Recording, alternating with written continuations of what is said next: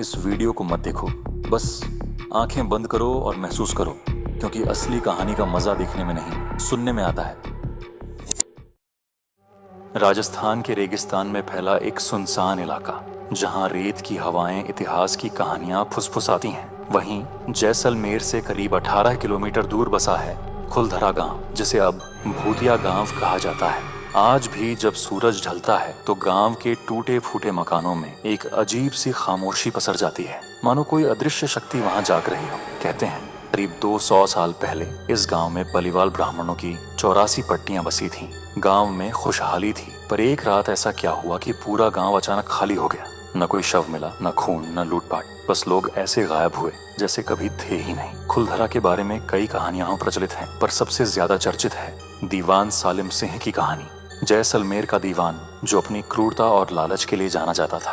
कहते हैं उसकी नजर खुलधरा गांव की एक सुंदर ब्राह्मण कन्या रूपा पर पड़ी और उसने उसे पाने की ठान ली। दीवान ने गांव वालों को धमकी दी कि अगर लड़की उसे नहीं सौंपी गई तो वह पूरे गांव को बर्बाद कर देगा। गांव वालों ने पंचायत बुलाई और उन्होंने जो फैसला किया वो इतिहास में दर्ज हो गया। उन्होंने अपनी बेटी की इज्जत बचाने के लिए गांव छोड़ने का फैसला किया। पर सिर्फ खुलधरा ही नहीं, आसपास के 83 गांव भी एक एक कर खाली हो गए। पर सवाल ये है कि वो 1500 से ज्यादा लोग गए कहाँ? क्यों उनके जाने के बाद कोई उन्हें ढूंढ नहीं पाया? और अगर वो कहीं और बसे थे तो उनका कोई रिकॉर्ड क्यों नहीं मिला?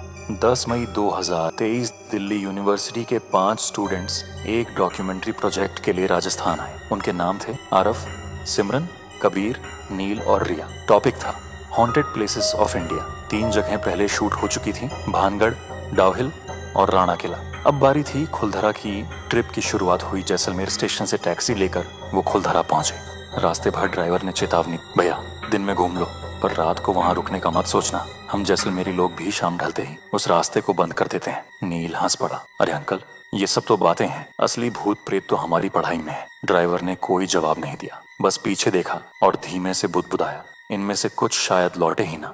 गांव की पहली झलक खुलधरा का टूटा हुआ दरवाजा, रेत में दबे पुराने बर्तन, मंदिर के खंडहर और खाली घर। लेकिन गांव में एक अजीब सी बात थी, हर घर का दरवाजा खुला था, जैसे लोग अचानक उठकर चले गए हों बिना बंद किए। कबीर कैमरा लेकर दौड़ा और बोला, क्या लोकेशन है यार, ये तो मास्टरपीस बनेगा। आरव ने ड्रोन उड़ाया। ड्रोन ऊपर गया और स्क्रीन पर गांव का टॉप व्यू दिखा।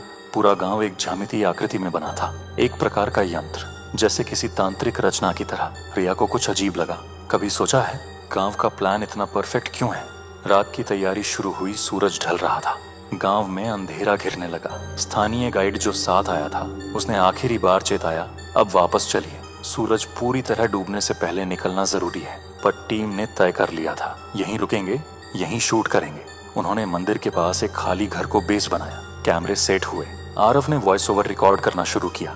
नील और कबीर गांव के भीतर घूमने निकले, रात की लो लाइट शूटिंग के लिए। रात के 11 बजे कुछ अजीब शुरू हुआ। ड्रोन अचानक नीचे गिर गया, बिना किसी तकनीकी खराबी के। कबीर ने देखा उसके कैमरे की बैटरी जो फुल थी अब लो बैटरी दिखा रही थी। सिमरन ने कहा, क्या हमें अब रुकना चाहिए?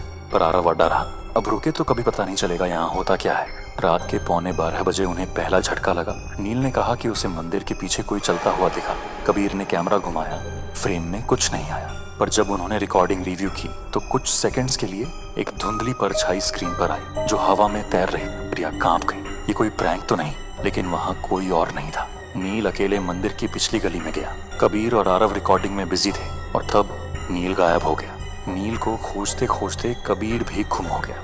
रात के 12:15 बज गए, लेकिन कोई लौट कर नहीं आया। रिया और सिमरन चीख पड़ी। आरव उन्हें शांत कर रहा था, पर उसकी आंखों में भी डर था। मंदिर की सीढ़ियों पर किसी के कदमों की आवाज आई, पर कोई नजर नहीं आया। फिर मंदिर के पास की मूर्ति से खून टपकने लगा। ये देखकर सिमरन बेहोश हो गई। रिया ने आरव का हाथ पकड़ लिया और डरी हुई आवाज में बोली, हमें यहाँ से निकलना है प्लीज।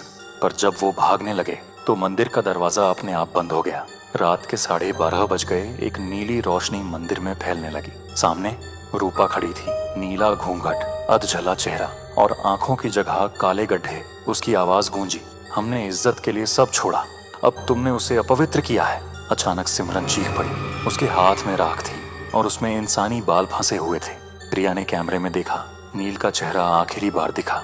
उसके पीछे कोई परछाई थी जो उसकी गर्दन छू रही थी। और फिर कैमरा ऑफ हो गया।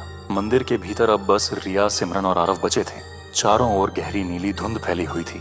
दीवारों से जैसे फुसफुसाहटें निकल रही थीं, नाम लेकर बुलाती हुई आवाजें। कबीर, नील, बाहर आओ, तुम नहीं बच सकोगे, अब तुम हमारे साथ हो। आरव ने कैमरा उठाया, पर अब उसमें उनका चेहरा नहीं, रूपा का चेहरा दिख रहा था। सच सामने आने लगा। सिमरन को एक अजीब सा सपना आया। वो बेसुध पड़ी थी, फिर अचानक उठ खड़ी हुई और बोली, रूपा मुझ में समा गई है। उसकी आंखें अब सफेद हो गई थीं। उसकी आवाज में रूपा की गूंज थी। रिया और आरव पीछे हट गए, पर तभी सिमरन ने जमीन पर कुछ उकेरना शुरू किया। एक वृत्त जिसमें त्रिकोण और बीच में 84 नाम। रिया ने डरते हुए पूछा, ये क्या है? सिमरन बोली, ये है 84 गांवों का प्रतीक। ये यंत्र खुलधारा को बांधता है और अब तुम तीनों भी इसका हिस्सा बन चुके हो। रात के 1:30 बजे मंदिर की आत्मा जागी। चारों ओर घंटियों की आवाजें गूंजने लगी। मंदिर की छत से किसी के चलने की आवाज आई, पर ऊपर कोई नहीं था। सामने की मूर्ति की आंखों से खून बहने लगा। सिमरन अब हवा में तैर रही थी। उसकी आंखें जल रही थीं और मुंह से राख निकल रही थी। रूपा की आत्मा अब पूरी तरह सिमरन में आ चुकी थी। रिया ने एक आखिरी कोशिश की। वो मंदिर के पीछे उस जगह गई जहाँ कभी यज्ञ होता था। वहीं एक टूटी हुई तख्ती पर लिखा था, जो अपनी आत्मा देगा वो इस श्राप को रोक सकता है। आरव और रिया ने एक दूसरे को देखा। आंखों में आंसू थे और समझ भी। रिया ने कहा, मैं जाऊंगी, तू बच। पर आरव ने उसे पीछे खींचा और कहा, तू बस ये वीडियो बाहर पहुंचा देना। और आरव यज्ञ कुंड में कूद गया। एक पल में सारी नीली रोशनी लाल हो गई। सिमरन जमीन पर गिर पड़ी, चीखें थम गईं। सुबह गांव के बाहर लोग जमा थे, एक पुलिस वैन और कुछ खोजी कुत्ते। रिया बेहोश पड़ी थी, हाथ में एक कैमरा। कैमरे में वही अंतिम फुटेज था, आरव की बलि और श्राप का खात्मा। नील और कबीर का अब तक कोई सुराग नहीं मिला था। सिमरन को मानसिक अस्पताल में भर्ती करवाया। वो दिन रात बस एक ही बात दोहराती रही, वो वापस आएंगे। खुलधरा आज भी जिंदा है। तो क्या खुलधरा का श्राप खत्म हुआ या सिर्फ सो गया? क्या जो रिया के कैमरे में रिकॉर्ड हुआ वो सच था, या हमारी आंखें अब भी इतिहास के अंधेरे में भटक रही हैं? भारत की रेतों में बहुत कुछ दफन है, पर कुछ जगहें ऐसी होती हैं जहां इतिहास आत्मा बनकर जीता है, और खुलधरा उन्हीं में से एक है। याद रखिए, जो आज दिखता है वो हमेशा सच नहीं होता, पर जो एक बार श्राप बन जाए वो कभी मिटता नहीं। अगर आप जानना चाहते हैं भानगढ़ की सच्चाई, तो हमारे पिछले एपिसोड को जरूर देखें। हम आपसे मिलेंगे फियर इन फ्लैश के अगले एपिसोड में।